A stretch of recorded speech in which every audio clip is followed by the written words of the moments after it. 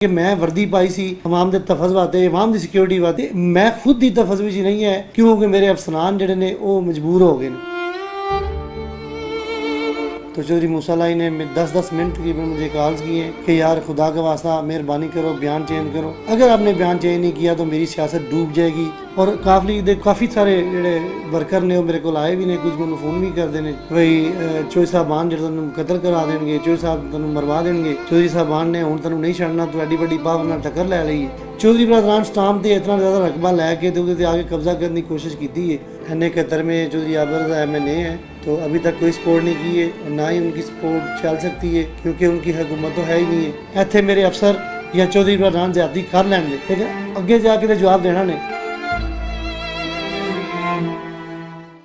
السلام علیکم, میرا نام جہانگیر احمد ہے, گجرات پولیس وچ نوکری کرنا وا, تھانہ دولت نگر تعینات ہاں. کچھ دن پہلے میری زمین نے ڈیرا بھی ہے, مکان بھی ہے, تھے راشگاہ بھی ہے مین روڈ دے اوپر. اتنے نہ کچھ میرے دوست نے مینوں کال کی ہے کہ ڈمپر لگے نے تیرے ڈیرے اتنے, تیری زمین دے اتنے پرتیوے پاندے نے, قبضہ پہ کرتے ہیں. میں اتنے گیا ہاں, اتنے جا کے ویکھیا بندے لگے نے پرتی پان. انہوں نے پوچھا تمہیں کنے بھیجا ہے؟ انہوں نے کہا دی چودھری موسیٰ لائی, چودھری بجا طرح یا رضا بڑائچ انہوں کا سیکٹری ہے, انہوں نے سانوں بھیجا ہے تو اسی یہ لگے ہیں قبضہ کرن. وہ ویڈیو میں بنوائی ہے, ویڈیو میں اپلوڈ کی. اس تو بعد چودھری برادران نے کوئی گل بات بھی کی کہ یار مہربانی کر تو بیان اپنا چینج کر یا کوئی ریکویسٹ تیرے کے چینج کر, جس طرح تو آکھیں تیرے ڈیرے تے تیری رہائش تے یا تیری زمین تے کوئی قبضہ نہیں اسی کر لگے تے اسی سٹامپ لیا ہے دوسرے پنڈ دے بندے کولوں, ٹھیک ہے تے تو مطلب کہ تینوں اسی چھیڑ دے, تو اپنا بیان چینج کر. بیان چینج کرن تو بعد انہوں نے منوں مطلب کہ انتقامی کاروائیاں پی گئے نے. 87 تے جھوٹی کال کروائی ہے بندے کو, انہوں نے بندے کو ہی وہ کال کروان تو بعد انہوں نے مطلب کہ DSP کھاریاں کو اپلیکیشن آئی ہے, انہوں نے منوں نہ بلایا ہے اور نہ ہی پیش ہویا انہوں نے سامنے. DSP کھاریاں نے جھوٹی رپورٹ بنا کے DPO صاحب نے بھیجی ہے اور یک طرفہ کاروائی کی. اس رپورٹ سے DPO صاحب نے منوں سسپینڈ کیا. سسپینڈ کرنے تو بعد منوں دوسرے دن ہی رات کو کال آئی ہے DPO صاحب کے ہاؤس تو کہ صبح انہوں تو DPO صاحب ملنے آ کے. پھر DPO صاحب نے کہا کہ تو 70 کنال زمین جڑی ہے سٹامپ دے اتنے موسیٰ نے خرید لی ہے, وجا صاحب نے خرید لی ہے, تو اتنے قبضہ کیتے ہیں. منوں کوئی بھی افسر یا مطلب کوئی بھی وزیر دس رہے, وزیر اعلیٰ صاحب دس رہے کہ اگر کوئی بندہ بیٹھے ہے, وہ مکان ہے, وہ رہائش گاہ ہے, اس بندے نوں ٹھالنے واسطے یہو جہے اچھے ہتھ کنڈے کرنا اور نجائز پالیسیاں بنانیاں اور انہوں پریشرائز کرنا, یہ زیادتی ہے. DPO صاحب نے مینوں ڈسمس کرنے کی دھمکی دیتی ہے. اور کافی سارے جڑے ورکر نے وہ میرے کو آئے بھی نے, کچھ مینوں فون بھی کرتے ہیں بھائی چودھری صاحبان جڑے تمہیں قتل کرا دیں گے, چودھری صاحب تمہیں مروا دیں گے, چودھری صاحبان نے ہوں تمہیں نہیں چھڑنا, تو ایڈی بڑی پاور نال ٹکر لے لئی. میں یہ سوچ کے ٹکر نہیں لیندا یا میں سوچدا نہیں کوئی ٹکر لئی ہے. میں یہ سوچنا کہ ساڈے نال NA71 دے وچ آ کے چودھری صاحبان نوں زیادتیاں شروع کر لیاں, ساڈے نال زیادتیاں نہیں کرنی چاہیے. انہوں نے زمین صحیح اپنی خرید کے, مالکی خرید کے وہ اچھی زمین لین جہاں کوئی پرابلم نہ ہوئے. ساڈا تو کافی عرصے تو دو پنڈوں کا اگے ہی رولا ہے زمین کا, اور یہ تڑی حل نہیں ہویا. اس مسئلے کو اسی پنچایتی طور پہ بہ کے بھی حل کر سکتے ہیں, پٹواریاں بلا کے بھی حل کر سکتے ہیں, لیکن چودھری برادران سٹامپ تے اتنا زیادہ رقبہ لے کے تو وہ آگے قبضہ کرنے کی کوشش کی ہے اور ڈمپر بھی بھیجے نے, وہ ویڈیو بھی جاری کی گئی سی. اس تو بعد میں وڈے افسران اگے ریکویسٹ کرنا, DIG صاحب اگے, IG پنجاب اگے, وزیر اعلیٰ پنجاب, وزیر اعظم پاکستان اگے کہ میرے نال اس طرح کیوں ہو رہا ہے کہ میں وردی پائی سی کہ عوام دا تحفظ, عوام دے تحفظ واسطے, عوام دی سیکیورٹی واسطے, عوام دے تحفظات کرنے واسطے, تے میں خود دی تحفظ وچ نہیں ہے کیونکہ میرے افسران جڑے نے وہ مجبور ہو گئے. تے اس طرح ساڈے افسران نوں مجبور ہو کے نوکری نہیں کرنی چاہیے. میں ایک کانسٹیبل ہاں لیکن میں اپنے آپ کو مجبور نہیں سمجھدا, میں بے بس لاچار نہیں سمجھدا, اور میں کسی بھی چودھری دا اس طرح حکم مان کے اپنے دوسرے بندیاں تے زیادتی نہیں کر لگا. ساڈے افسران نوں چودھری برادران دے آکھے لگ گئے تے میرے نال زیادتی نہیں کرنی چاہیے.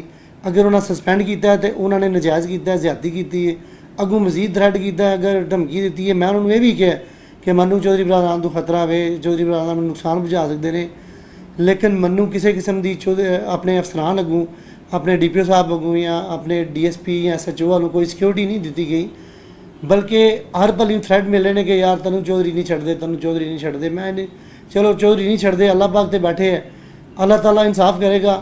ایتھے میرے افسر یا چودھری عمران زیادتی کر لین دے، لیکن اگے جا کے تو جواب دینا نے.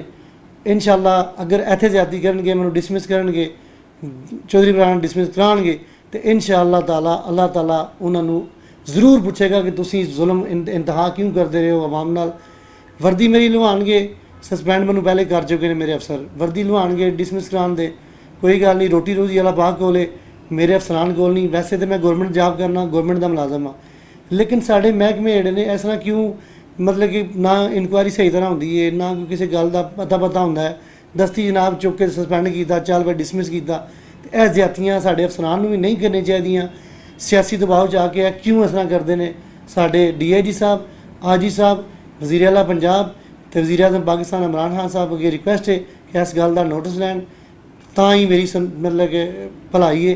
اگر یہ نوٹس نہیں لیندے تو پھر میرے نال زیادتی ہونے دے بہت زیادہ چانس نے، تو میری جان میں بھی انہاں تو خطرہ ہے. سب کو پتہ ہے کہ ہمارے ملک میں جو ہے طاقتور کی سنی جاتی ہے، غریب اور کمزور، بے شک کوئی پولیس کانسٹیبل ہے یا کوئی سپاہی ہے، اس کی ہمارے معاشرے میں نہیں سنی جاتی، بڑے لوگوں کی سنی جاتی ہے. مجھے اس بات کا بھی پتہ تھا کہ یہ کام ہونا ہی ہے. دوسری بات یہ ہے کہ جب میری ویڈیو جاری ہوئی ہے تو چودھری موسیٰ علائی نے 10 منٹ تقریباً مجھے کالز کیے ہیں کہ یار خدا کا واسطہ مہربانی کرو، بیان چینج کرو. اگر آپ نے بیان چینج نہیں کیا تو میری سیاست ڈوب جائے گی. قطر میں نے ایم این اے کا الیکشن لڑنا ہے، اور مہربانی کرو کہ اس کا بیان چینج کرو.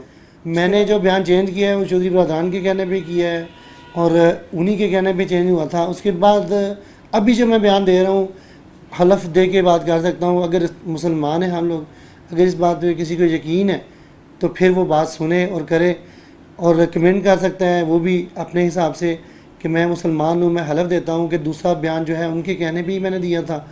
اور یہ جو ابھی بیان جاری ہو رہا ہے یا ویڈیوز میری جاری ہو رہی ہیں، یہ اس لیے ہو رہی ہیں کہ یار اگر پہلے آپ نے چینج کروایا ہے اور آپ انتقامی کارروائیاں اور زمین کو قابو کرنے کے چکر میں سرکاری افسران کو جو ہے کر رہے ہیں. ایس ایچ او گلیانہ نے مجھے کال کی ہے، سارے مطلب افسران جو ہے میرے پیچھے پڑ گئے ہیں، میری زمین کے پیچھے، میرے مکان کے پیچھے پڑ گئے ہیں. تو یہ معاملہ جو ہے اس لیے میں نے مطلب کہ بیان چینج پہلے کیا تھا. ابھی دوبارہ جو میں کر رہا ہوں اس لیے کر رہا ہوں کہ زیادتی شروع کر دی ہے، انتقامی کارروائیاں شروع کر دی ہیں. تو انتقامی کارروائیوں کے عوض مجھے آواز اٹھانی پڑتی ہے. اگر میں آج آواز نہیں اٹھاؤں گا، میرے خیال میں آج آواز نہیں اٹھاتا تو ہماری پنجاب پولیس کے جتنے پولیس کانسٹیبل ہیں یا حوالدار ہیں ان کے ساتھ میری بھی جاتی ہے. اور میں سمجھتا ہوں کہ میں رہا یا نہ رہا، زندہ رہا یا نہ رہا، لیکن ایک بات آپ نوٹ کر لیں کہ میری آواز اٹھانے سے جتنے بھی افسران چھوٹے طبقے کے افسران ملازمان سے زیادتیاں کرتے ہیں اور ان کو ہم کسی سیاسی کے کہنے پہ یا سفارش کے طور پہ اس کو سسپینڈ کر دیتے ہیں یا ڈسمس کر دیتے ہیں. میں چاہتا ہوں کہ عوام، ہمارے جو سرکاری ملازمان ہیں، افسران ہیں، یہ سارے لوگ میری آواز بنے. میں نے غریب کے لیے آواز اٹھائی ہے اور چھوٹے طبقے کے لیے میں نے آواز اٹھائی ہے. میں فخر سے یہ بات کرتا ہوں کہ میں نے خدا کی قسم، میں نے اپنے لیے نہیں، یہ کام تو کچھ بھی نہیں ہے، ہو جائے گا، اللہ تعالیٰ میری مدد کرے گا. لیکن یاد رکھنا، میں نے غریبوں کے لیے، اپنے ساتھیوں کے لیے، جو میرے پولیس ملازمان ہیں، حوالدار ہیں یا چھوٹے طبقے کے جو لوگ ہیں جن سے زیادتیاں ہوتی ہیں، تمام محکمے کرتے ہیں لیکن ہمارے محکمے میں بھی ہوتی ہے.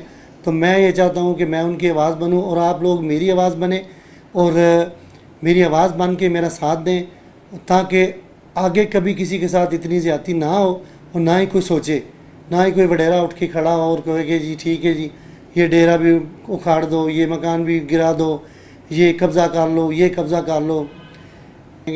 میں رہا یا نہ رہا، میں اپنی آواز چھوڑ کے جا رہا ہوں اپنے دوستوں کے لیے، اپنے بھائیوں کے لیے، پولیس ملازمان کے لیے، افسران کے لیے، ساری ملک کے لیے، ساری عوام کے لیے، اپنے بہن بھائیوں کے لیے، سب کے لیے آواز چھوڑ کے جا رہا ہوں کہ کبھی بھی ظالم کے آگے جو ہے جھکنا نہیں ہے، سر اٹھا کے جینا ہے اور سر اٹھا کے ہی مرنا ہے.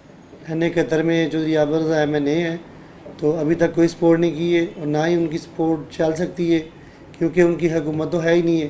تو جن کی حکومت ہے انہی کی سنی جا رہی ہے اور انہی کی چلنی ہے.